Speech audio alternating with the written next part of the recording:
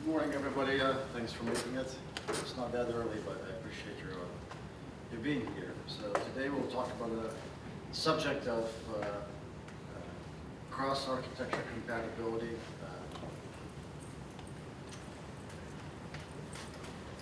So cover some of the background, the past and current approaches, and then maybe this talk will be different from your standard talk, because at some point it's going to be more about you than about me, and not so much about a monologue, but a discussion. Because what I'm hoping to accomplish today is to poll your opinion on well, let's call it the right approach for the future, or at least get your opinions on some of the approaches that I'm going to propose. So I'm hoping that the discussion will actually take a good portion of the talk. We'll see how that goes. That's not. So overall, what's the background? All of you are quite used to building PCs and servers, and it's a very regular environment. Of course, we have a plug fest here. You can go test compatibility with different adapters and OpRoms and all that. But as soon as you sort of diverge from the common x86-based platform definition, here's where the funky stuff begins.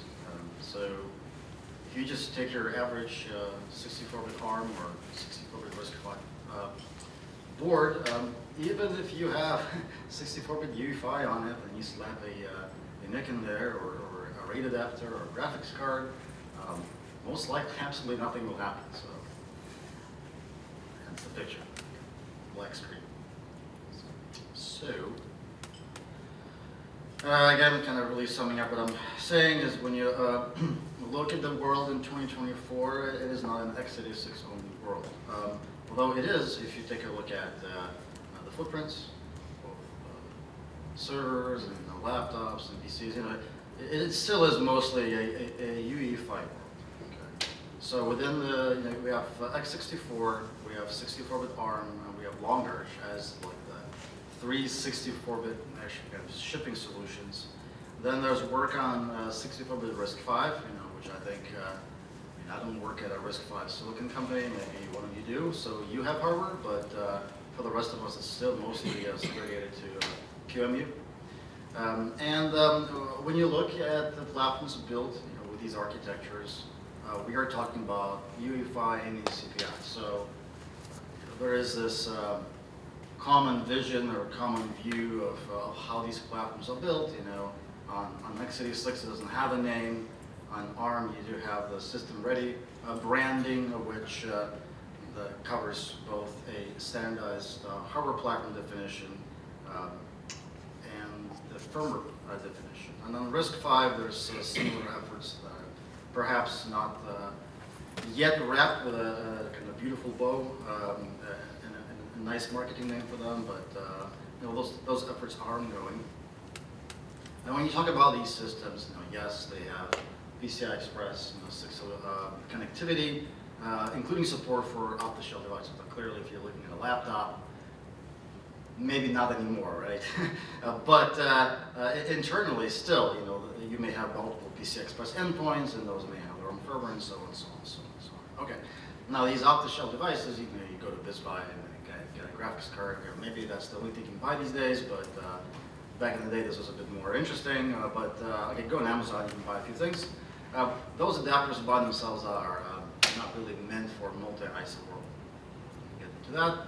Now, the world tomorrow is not going to get any simpler. So RISC-V has talked about, and certainly been to a degree defined, to talk about 128-bit platforms. Then you have all the various capability architectures, ARM Morello, right, which was brought up yesterday by Dongwei. So that's technically a 128-bit architecture, right? But it's those other bits are not the physical address space; they're used for capability. But hey, if you actually had something like this available to you, wouldn't you like to use this to secure your single address space OS? Okay, so you have 3 architectures today. The 4th one, 64-bit RISC-V, is coming along. 128 bit's going to happen at some point, even though it may seem ludicrous at this point. So do we actually expect IHVs to ship, you know, the 5 or 6 blobs on their, in their OpRom flash? Probably not. This is a quick refresher. Here's kind of roughly when you talk about PCI Express OpRoms, you know, this is what this looks like.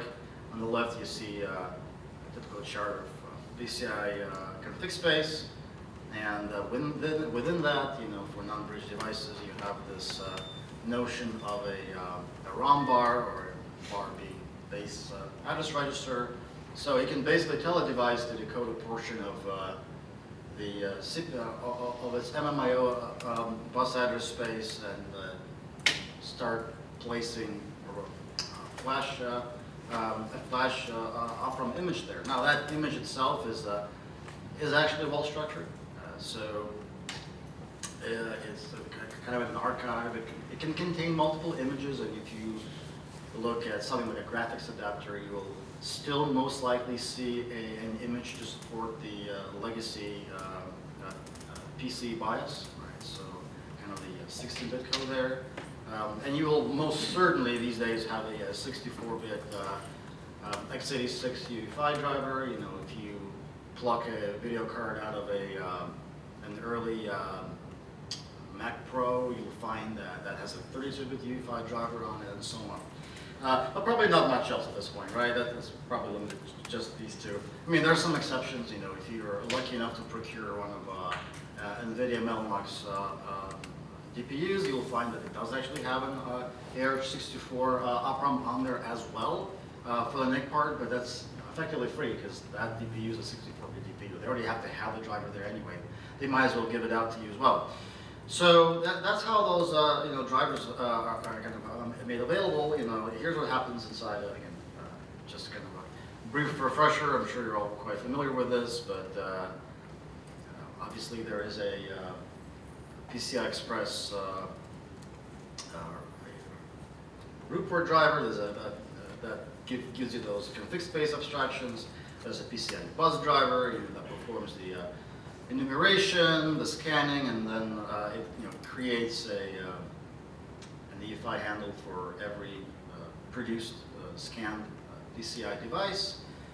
This has the PCI I/O protocol installed on it, and if there is an OpRom, the PCI bus driver will, if it sees that there's an OpRom, it will first basically configure the card to read the OpRom out of it, will read the OpRom out of it, then configure the rest of the device and run the OpRom image. The OpRom image is a UEFI driver. This UEFI driver will bind to the PCI handles that implement the PCI protocol, and that the driver can detect as being, you know, its own device. Okay. So from that point on, you know, now you might have a video out capabilities, or you might have the simple networking, or a block device, or whatnot. So very familiar, of course. What if I have my own UEFI implementation, my hand-rolled, you know, 256-bit CPU? Well, then this happens because the driver is not compatible, so there's nothing to load, so black screen. Okay. So obviously, this has been all done before, and if you go back far enough, there was even some solutions in the pre-UEFI world. So for those of you who were around for Firmware, OpenFirmware was coded in Forth, and F code was the intermediate format, and all the drivers, say within OpRom space, those were F code drivers. So inherently, you kind of had instant compatibility. You hypothetically take your adapter out of, you know, your Power Mac and you stick it into your Sunbox, and things kind of work. I mean, they probably don't, again, because it might be missing some fourth words or something, right? So there is some degree of incompatibility even between OpenFirmware implementations, but, you know, let's have a view of a rosy past. You know. So what about EFI, right? You know, when EFI was born, this thought about cross-architecture compatibility was actually very important. You know this quite well. I believe IPF was the first system enabled with EFI, but EFI bytecode exactly solved this problem. So a notable feature of UEFI bytecode, which is absent basically everywhere else, is processor independence. You could call it that, size off is a runtime operation, and effectively it means you write the code once and it runs correctly, regardless of how many bits you have in your registers. Obviously, Tiano core actually does have an interpreter. Now, it's not used by the industry. Like many genius things, it may have come a bit before its time. So I think it's fair to say retrospectively that there was no compatibility problem to be solved at the time. PCs were still on BIOS. Let's say IPF systems are using UEFI. Or UEFI at the time, you're not moving any hardware over per se, so you're not actually in need of an EBC. And then as IPF was sort of moving towards sort of its senescent phase, and both the 32 Macs appeared and the 64-bit PC workstations, again, we were not exactly moving hardware between those ecosystems either. So EBC didn't see an exact need, perhaps. Some other interesting things is, the EBC compiler, obviously, you need a compiler. Okay, so was there a compiler? Yes, there was a compiler. There was a proprietary Intel compiler. It was sold for money. It was written in the late 90s. Now, obviously, late 90s, everybody already knew about open source, and many companies, including Intel, were already heavily investing into it. But I don't think there was quite that realization of maybe you should just give some things away because they're going to provide massive value elsewhere. So this was a Windows-only proprietary compiler that I don't think anybody actually bothered to buy because, again, what problem are you trying to solve?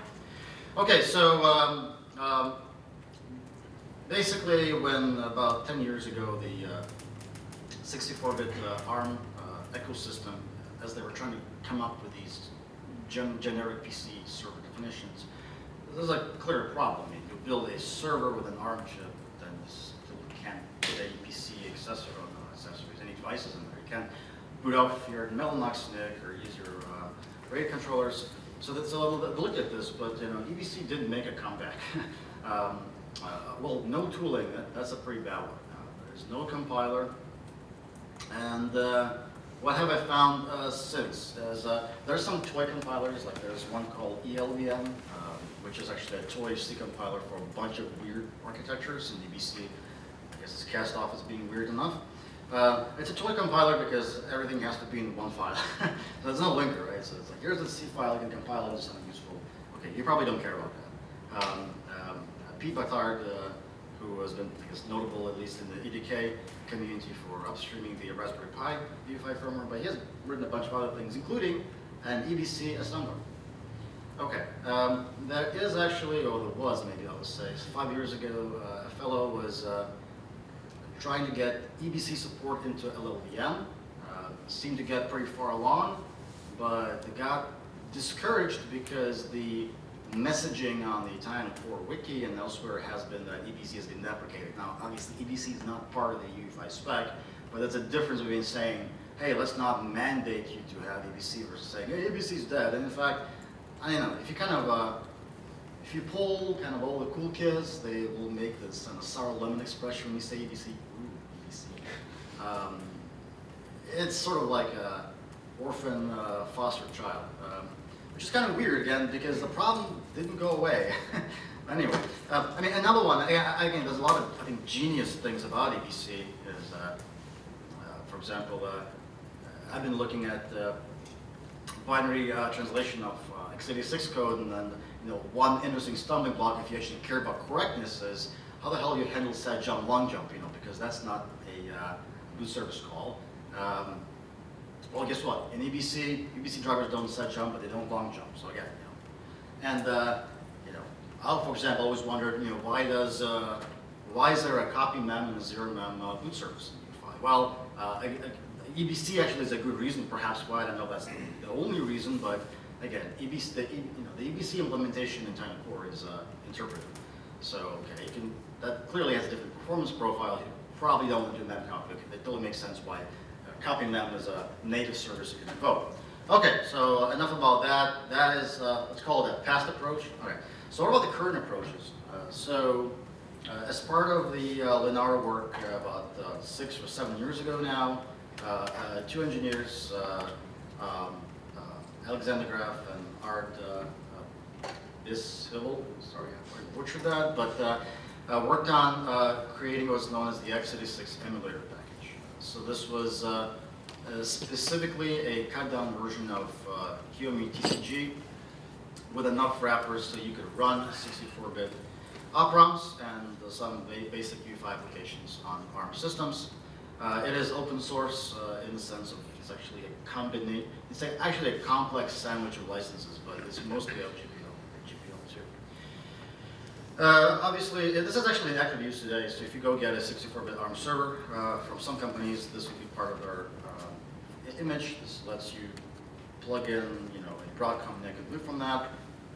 It uses a binary translation. That's not an interpreter. So when I joined Intel, I said, hey, it would be great if we did the same thing on RISC-V. Well, again, at least for me, it was not trivially portable to RISC-V because I actually couldn't tell where the TCG code came from. It seemed like it was like before some major rewrite of TCG and QEMU itself, and I'm not a QEMU expert, so I didn't really feel like it was a good use of my time at that point. Okay, so what I decided that was a good use of my time at that point is to go and rewrite x86 emulator package derived from it. So now that supports 64-bit ARM and RISC-V.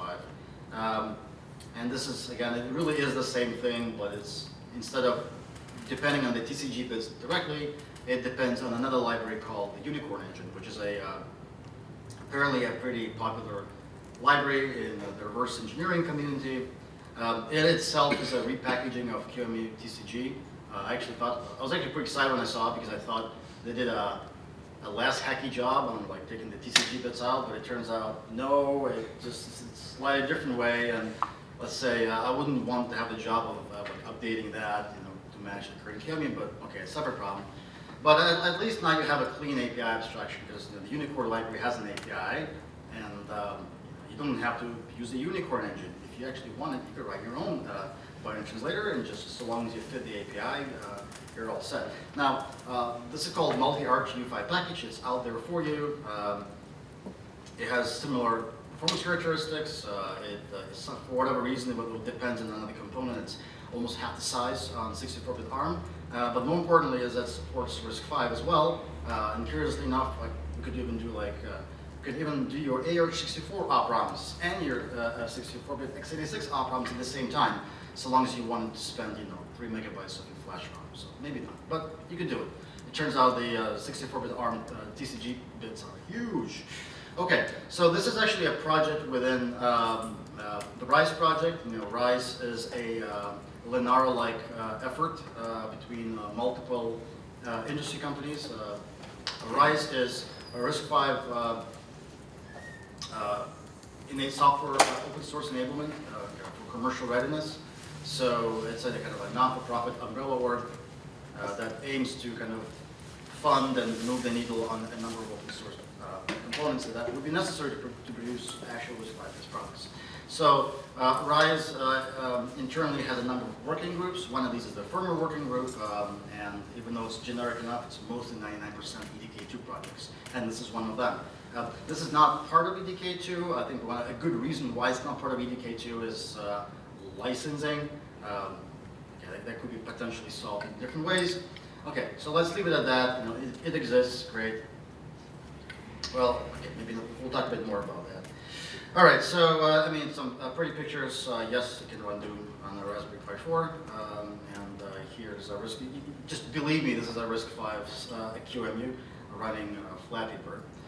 Okay, so in general, how this works is it's entirely possible through, I would say, the genius of the UEFI calling convention, which is narrowly defined enough that it does not use complex types to pass anything effectively, so long as you can take a function and process 16 parameters and return one value, you're okay. So there is a non-standard, Tiano only protocol that only Tiano implements, but obviously your favorite UEFI implementation could also implement.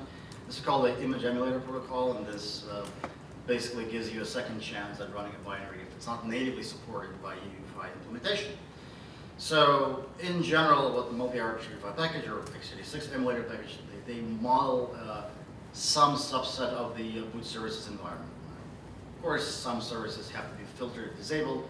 Kind of depends on how precise of an emulation you want to do. Of course, emulation is only because UEFI, it's not just about calling services. You can just call services, then you can run hello world.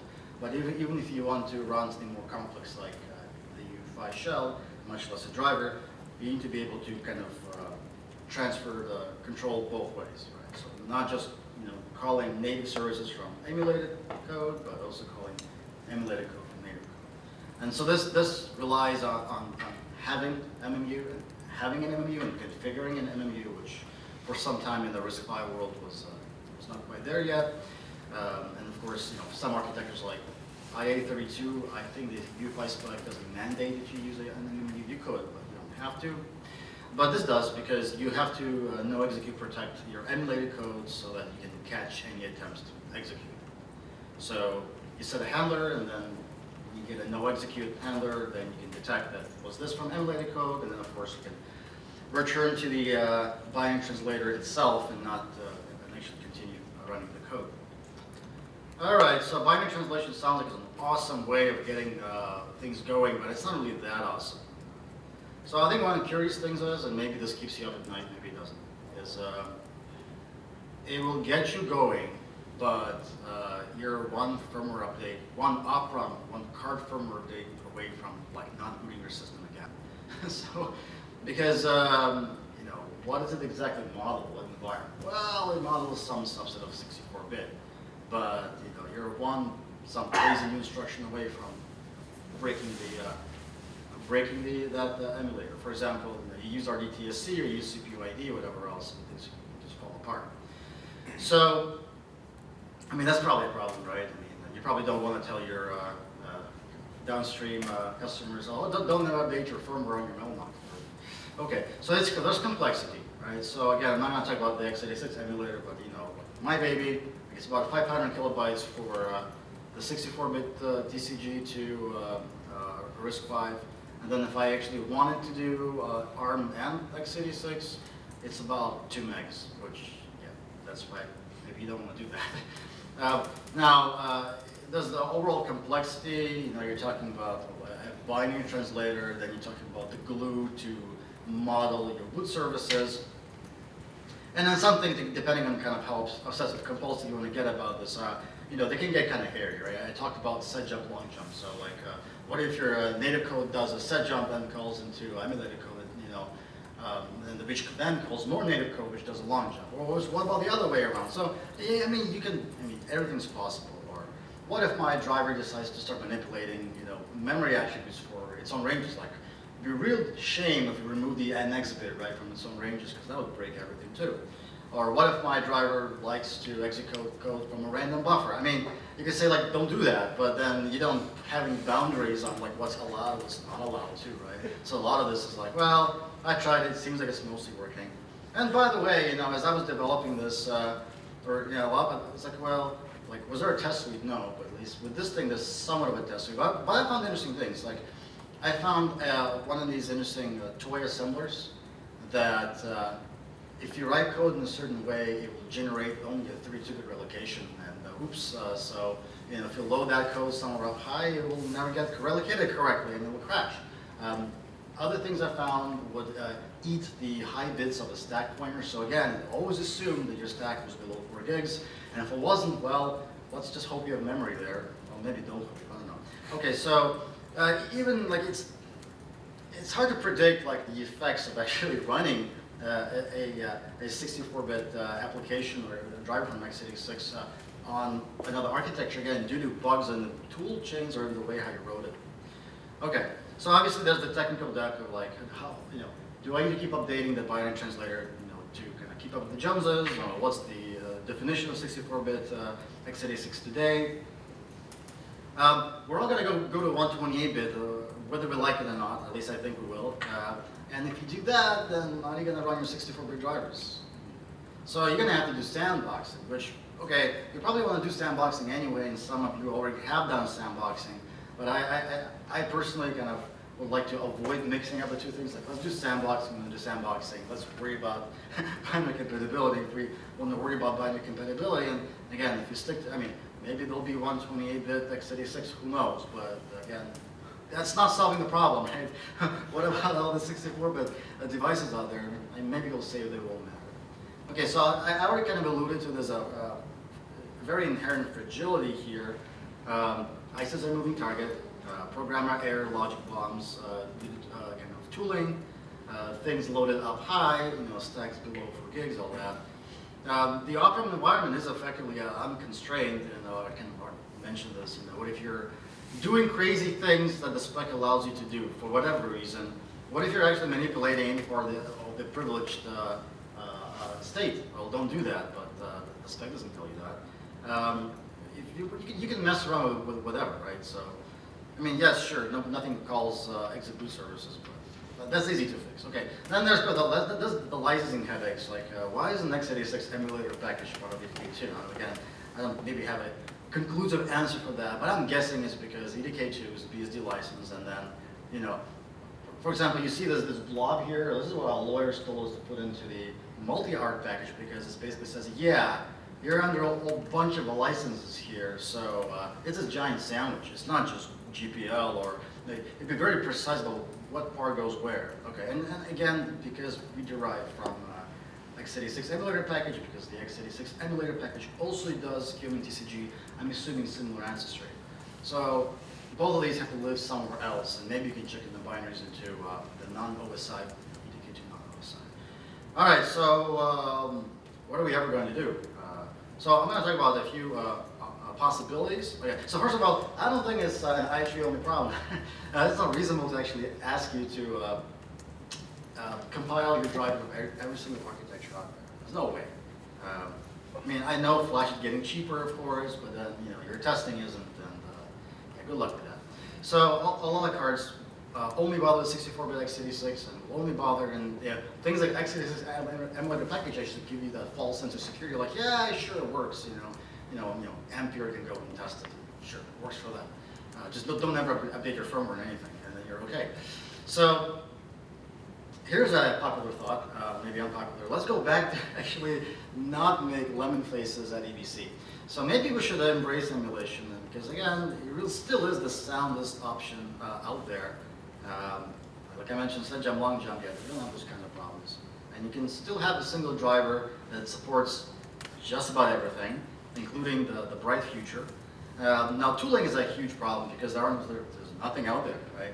Maybe we can go finish up the ZLVM backend, but again, maybe you should stop discouraging developers from looking at EBC, because you're sending a message that it's dead. You could argue, well, performance is different, blah, blah, blah, but you can fix that. If you can do JIT from x86, surely you could do JIT from EBC. And hey, guess what? It's also smaller and much smaller footprint of doing JIT at that. So, if vendors are okay, shipping in parts of QEMU in their, OpRom, in their flash ROM, then surely even a JIT can't be that bad for EBC. So, I mean, I think tooling is a really, really big problem here. But okay. Option two, if you don't like one bytecode, maybe you'll like another bytecode. And a popular bytecode that doesn't create too many cringe faces is WebAssembly. And it sounds like the tooling is great because it's already compiled and all that. It's not that great, because really the WebAssembly scenario is sandboxed. Everything starts at 0. You have well-defined memory ranges. Nothing really escapes the sandbox. You have defined ways of doing so. This doesn't sound like a single address space OS, which we all know and love. And of course, they kind of there's apparently WASM32 and there's WASM64. Yeah, I'm going to let you think about what that means and what happens with, is there going to be a WASM128? Yeah, okay. So if you want to do WebAssembly, it's not like you can't, but you got to figure out a lot of things and probably fix tooling. You're going to have to actually see the tooling works around creating things that don't have to always run at 0. You have to figure out how to still use a single pool of common memory, which encompasses your native and your emulated code. And again, to facilitate thunking, you have to make sure that, not thinking, well, you also need to think, in this case, thunking, you need to figure out, because they don't have function pointers, they have function IDs, and guess what? Your function IDs across all of your emulated binaries, they all have to be unique, so that's probably more allocation to, right? So again, it's not like, hey, let's throw some WebAssembly at the problem and make it go away. No, it won't make it go away. And potentially, if you actually wanted to conflate sandboxing and drivers, you could maybe do it, but then like, it will only work for certain classes of device drivers, only install certain protocols. And then, or maybe you want to come up with an entire brand new device driver model, which would still have to be embraced by everybody. So as you see, I don't think it's actually helping anybody. But it's a choice. Well, if you don't like WAS, maybe you'll love APPF.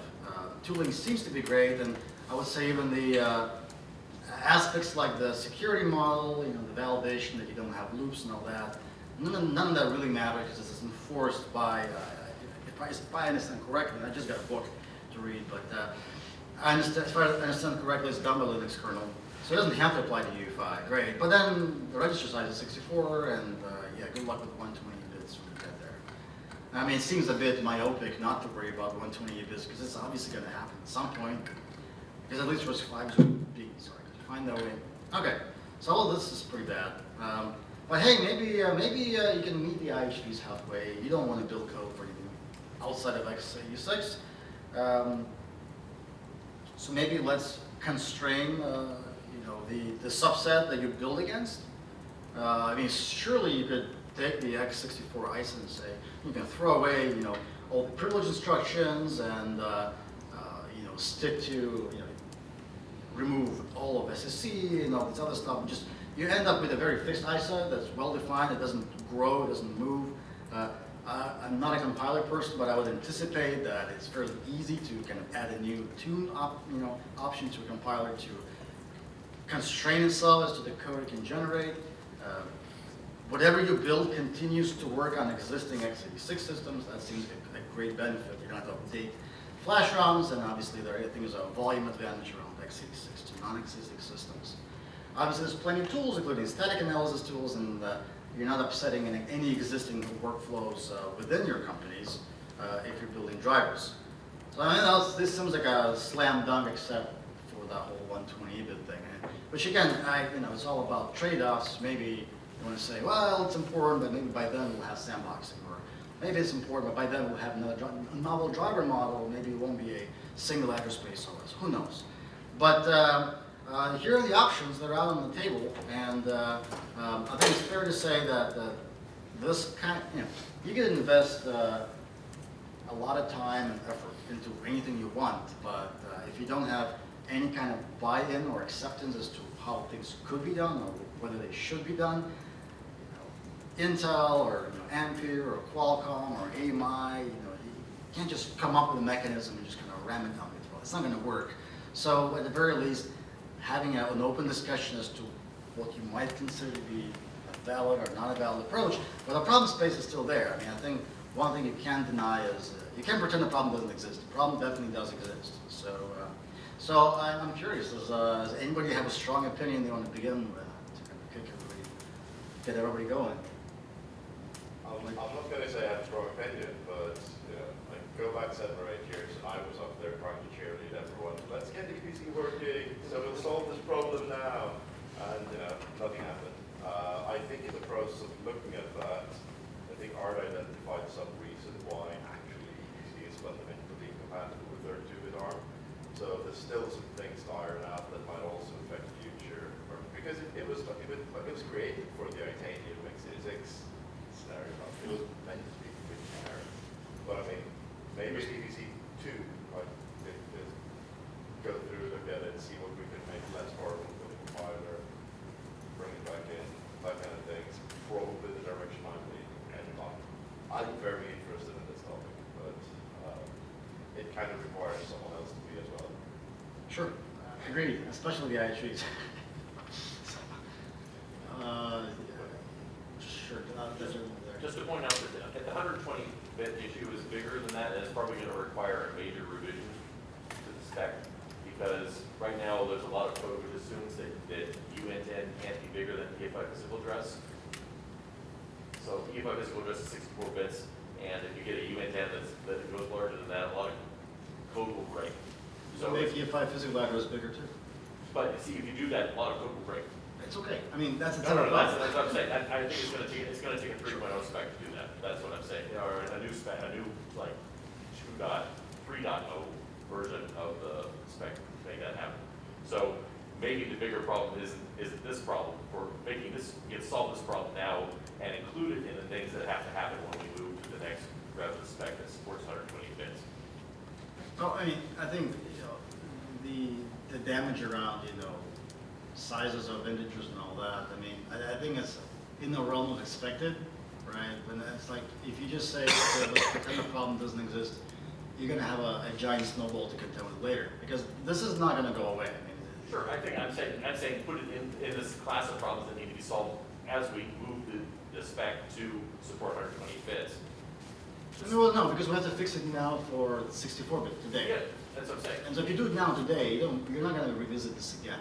You are, because the 120-bit stuff won't be compatible with the ABI that's in the UEFI spec. Depends. If you do an EBC way where everything is scaled, and assuming scaling will work to go to 128-bit, similarly how EBC allowed you to go from 32-bit to 64-bit, there's no reason why EBC-like mechanism won't allow you to go from 64 to 128. Again, scaling. Well, you're saying at the same time it's a problem, it's not a problem. So I'm saying the EFI spec has 128-bit of a problem. Sure. Okay, so you're saying that EBC will scale to that solution. I mean, to validate it, but an EBC-like mechanism can't, yes. Right, okay. So if you're careful about how you do your 120-bit definition, you can make it work. You can even make an EBC driver from early 2000s work, right? So I guess whatever you come up with, right, should work even for the yet undefined 120-bit, right? In principle, right? In practice, is it? Yeah. I guess we'll continue with that side of the room. Sure. So I actually looked at what it would take to do the Chinese version that supports EBC like a few years ago. And the problem I ran into at the time anyway is that having size of void star be non-constant was not something the front end was capable of handling. So it would require, at least, I don't know, that's it was a while since it was in, but at least at the time, it required a bunch of work on the front end to make it actually support that being like a Those are basically what killed it last time around, because we effectively had, in our, we had enough back to put into it, can we make it work? And then it's like, we can, but first we need to fundamentally refactor LPL. Well, it wasn't, it was client itself. client, yeah. So was that your implementation then that I referenced here somewhere? I never posted anything from it. Oh, okay. It's in the Intel archives, I can pull out for you. Interesting. Okay. But and the other thing that I wanted to mention was the other use case of EBC that a lot of people I think have kind of forgotten is that way back in the day, Windows XP actually had a 486 emulator running 16-bit VGA OpRoms Boosted it. as drivers. Yeah, boosted it. Yeah. Yeah, so EBC was kind of intended to be a way of doing like runtime load setting on VGA frame buffers from an OS in a generic way. That just kind of never took off. Right. Cool. Okay, so yeah, thanks. How about we move the, okay. So, Another challenge with EBC is the ability to debug EBC binaries. With other, formats, x86, ARM, et cetera, there are really good tools out there. And having experience, I found it was very easy to go through those binaries when necessary and figure out and understand what was going on and what needed to be done and how to contact the vendors and work with them to address the issues they have. But on occasion, when I ran into an EBC problem, that tool didn't exist. And it was very, very challenging to identify and communicate. And I found the time required to go from issue discovery through to issue resolution was much, much longer. And so for any discussion like this, you need to consider, and I know this was in the slides, the talking about tooling, are you talking about like a full like single stepping level debugging, or are you talking basically So just think about the tools that we have in our various ecosystems. You have tools that can go in and stop, single step, breakpoint, analyze. This is something, right? You have tools like X-rays and IHVs, right? Where do you get this type of capability for, these alternatives, and how mature is that? And is it ready, and are people trained? So, this is a consideration. If you're looking at, options, consider the full ecosystem that we'll work with as we push things forward. I think there was a really old original Swiss debug package that did support EBC debugging, but I have no idea where it is. Right, but again, think about scenarios where you find yourself having to work with something where you don't get out, you're not developing on the wrong. And you'll say, another entity, you're trying to understand what do these guys do? Apples to It's lines. too cheap, and by the time you're debugging, you're like, No, these are good points. it's maybe 40. All right, thanks. That's a good point. Anybody else, or are we out of time? Well, we're going to take a break, so if you want to continue the discussion Sure. during the break, that's would be great. Yeah, certainly, yeah. If more opinions would be good to have, especially if they're still available for others to view later. So, does anybody else have any opinions they want to share? One of the biggest problems with adoption is the critical mass again, right? IHVs will not write it unless it works, and BIOS vendors or UEFI vendors will not implement this unless there's the hardware that requires this. And where do you start here? I don't know if this sounds like a working group thing, where like a group of people from various big players get together and then eventually mandate we're going to do this, and everyone has to, and that's the solution. Well, so you could do that. I mean, you could actually get, if you had a workable solution, you could actually at some point mandate something in the UEFI spec saying, hey, if you have an external driver that's not part of the platform definition, you must conform, right, to, must not be native image, or at least it must be this other thing, right? So you could do that, of course. I mean, taking things in, I don't think is as hard if you're, like just in the ARM world, right? Let's say I'm building a platform, guess what? I'm going to pull in the x86 emulator because that's the difference between not being able to use anything at all or use something, right? So taking it into your firmware is not so bad. Pushing things and getting the NVIDIAs and the Broadcoms of the world to actually commit to that. And this is where you end up with things like the kind of the lesser of the two evils here. Like, hey, let's just constrain x86 because at least it runs on the existing systems, and then I'm just asking you to rev up your compiler. I'm not asking you to completely redo your tooling, right? Or throw away static analysis and debugging tools and whatnot. But I think the elephant in the room here is anything but the emulation app carries with it a huge bootstrapping effort. Whereas in the emulation round, you can start leveraging what exists today. And then the emulation part is a problem with certain hardware. For example, network cards, we are already constrained on performance in UEFI, right? If you have data centers that are booting every single machine that ever comes up, and they transfer 1 gigabyte every time to boot, it may take them 2 minutes per machine. That's not good enough for them. If we throw this onto an emulated OpRom, certainly in those cases, I imagine that a separate native driver would be required just for performance reasons. I don't see NIC vendors doing cartwheels to provide 6 for the ARM drivers today. Well, we did. And you're from Originally from Solarflare, which is I think now AMD, and they're still Solarflare. Okay, sure enough. And AArch64 drive. Melnox certainly has one too. And yeah, BT does give you some overhead, right? But okay. I mean, I think it's a valid point. It's just you would expect that the same is true for storage, right? Like if you're doing loading things like some operating systems like ESXi, like you mentioned, I'm pulling a gig of data from a web server, or I'm pulling a gig of data from a RAID array. It anticipate the burning need for native drivers. But okay, fair enough. Anybody else? Yeah, so just, we actually looked at WebAssembly too. The issue we ran into there was that like this base WebAssembly profile basically mandates a JavaScript interpreter being available. And